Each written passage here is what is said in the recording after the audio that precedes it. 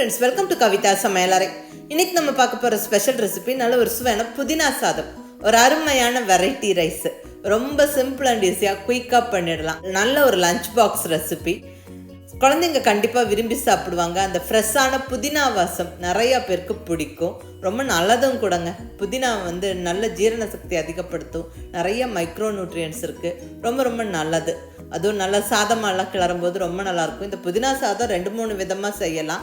நான் இன்றைக்கி உங்களோட ஷேர் பண்ணிக்கிற ரெசிபி ரொம்ப சிம்பிளானது. நம்ம குயிக்காகவும் செஞ்சிடலாம். வாங்க ரெசிபி எப்படின்னு பார்க்கலாம்.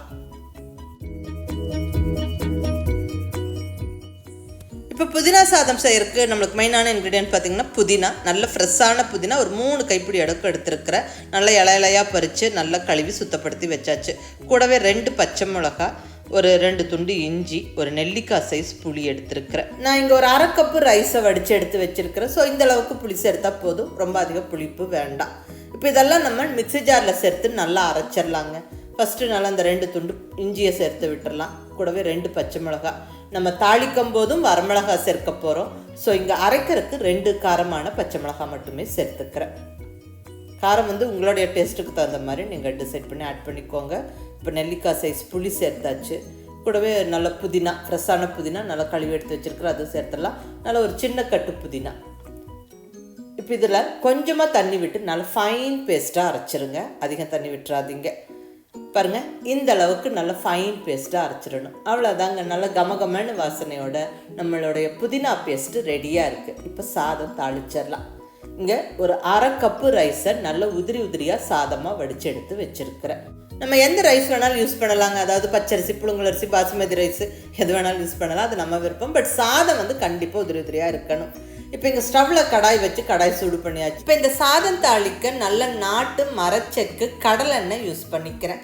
இங்கே வால்கா பிராண்டோடைய கடலெண்ணெய் யூஸ் பண்ணுறேன். ரொம்ப நல்லா இருக்குங்க. நல்ல வாசனையாக இருக்குது. நம்மளுடைய சமையல் ரொம்ப நல்லா டேஸ்ட்டாக இருக்குது. நல்ல சுத்தமாக இருக்குது. அந்த ஃப்ரெஷ்ஷாகவும் இருக்குது. இந்த ஆயிலெல்லாம் இவங்கக்கிட்ட எல்லா விதமான ஆயில்ஸும் கிடைக்குது. அதாவது நல்லெண்ணெய், கடலெண்ணெய், தேங்காய் கிடைக்குது. அது போக நம்ம ஆயில் கம்மியாக யூஸ் பண்ணுறதுக்கு ஏற்றவாறு ஸ்ப்ரே பாட்டில்லையும் இவங்க கொடுக்குறாங்க. அதுவும் ரொம்ப நல்ல மெத்தடாக இருக்குது. ஸோ அதோட லிங்க்கெல்லாம் கீழே டிஸ்கிரிப்ஷனில் கொடுத்துருக்குறேன். நீங்களும் வாங்கி பயன்படுத்தி பாருங்கள். உங்களுக்கும் அது யூஸ்ஃபுல்லாக இருக்கும். இப்போ இந்த கடாயில் ஒரு 2 ஸ்பூன் அளவுக்கு கடலெண்ணெய் சேர்த்துருக்குறேன். எண்ணெய் சூடானதுக்கப்புறம் நல்ல கடுகு உளுந்தம்பருப்பு 1 ஸ்பூன் போட்டு நல்லா பொரிய விட்டுறலாம். கூடவே 1 டீஸ்பூன் கடலைப்பருப்பு, அடுத்ததாக 1 கொத்து ஃப்ரெஷ்ஷான கருவேப்பிலை, கூடவே உடைச்ச வரமிளகாய் ஒரு 3 சேர்த்தாச்சு. இதெல்லாம் நல்லா பொரிஞ்சு வரட்டுங்க. இப்போ இதில் ஒரு 1/2 பெரிய வெங்காயம் சின்ன சின்னதாக கட் பண்ணி சேர்த்துக்கிறேன்.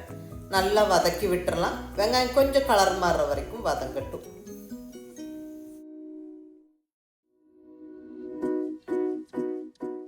பாருங்கள், வெங்காயம் கொஞ்சம் நல்லா வதங்கிருச்சு. இப்போ இந்த ஸ்டேஜில் 1 டேபிள் ஸ்பூன் வறுத்த வேர்க்கடலை, ஒரு 10-15 முந்திரி பருப்பு சேர்த்து விட்டு நல்லா இந்த ஆயிலில் ஃப்ரை பண்ணி விட்டுருவோம். நல்லா இந்த முந்திரி பருப்பெல்லாம் செவந்து வறுப்படணும். இந்த வறுத்த வேர்க்கடலை, அந்த முந்திரி பருப்பெல்லாம் வாயில் கடிப்படும் போது அந்த க்ரன்ச்சி டேஸ்ட்டு ரொம்ப ரொம்ப நல்லா இருக்குங்க. இந்த சாதத்தை இன்னும் டேஸ்ட் ஆக்கும். இப்போ நல்லா அரைச்சி ரெடியாக வச்சுருக்கிற அந்த புதினா பேஸ்ட்டை சேர்த்து விட்டு நல்லா வதக்கி விட்டுறலாங்க.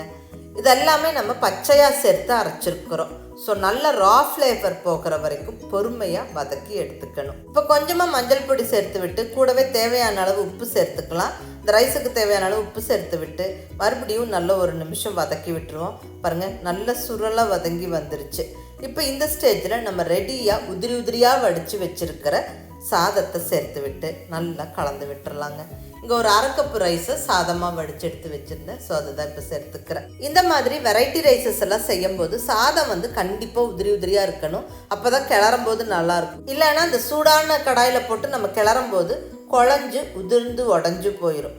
ஸோ நல்ல உதிரி உதிரியாக சாதம் இருக்கணும்னா சாதம் ஒரு 80-85% வெந்திருக்கிற சமயத்திலே நம்ம சாதத்தை வடித்து எடுத்துடணும். அவ்வளோதாங்க. எல்லாம் ஈவனாக கலந்தாச்சு.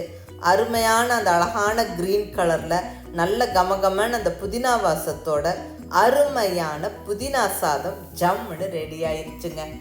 ரொம்ப சிம்பிளான ரெசிபி தான் இது. பட் எல்லாருக்குமே ரொம்ப பிடிக்கும். அந்த புதினா வாசனை பிடிக்கிறவங்களுக்கு இந்த சாதம் ரொம்ப ரொம்ப பிடிக்கும். ஒரு குயிக்கான lunch box recipe. So miss பண்ணாமல் ட்ரை பண்ணி பார்த்துட்டு உங்கள் ஃபீட்பேக் என்னன்னு சொல்லுங்கள். பிடிச்சிருந்தா லைக் பண்ணி ஷேர் பண்ணி கமெண்ட் பண்ணுங்கள். கவிதா சமையலறை சப்ஸ்கிரைப் பண்ணி என்னுடைய மற்ற ரெசிபிஸும் வீடியோஸும் பாருங்கள். தேங்க்யூ.